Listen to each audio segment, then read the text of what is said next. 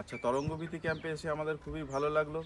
এখানে সকালবেলা আমরা এসেছি, সকালবেলা থেকে আমাদের সার্ভিস অসাধারণ ছিল। দুপুরবেলায় আমরা এখানে যে খাওয়া দাওয়া করেছি, প্লাস খাবার থেকে শুরু করে রান্নাবান্না, এখানকার স্টাফ প্রত্যেকটা মানুষের ব্যবহার ভালো, প্লাস হচ্ছে আমাদের সাথে নিজেদের বাড়ির লোকের মতো বিহেভিয়ার করেছে, খুব ভালো। প্লাস রাত্রিরের যে খাবার ছিল, রাত্রিরের খাবারও অসাধারণ ছিল।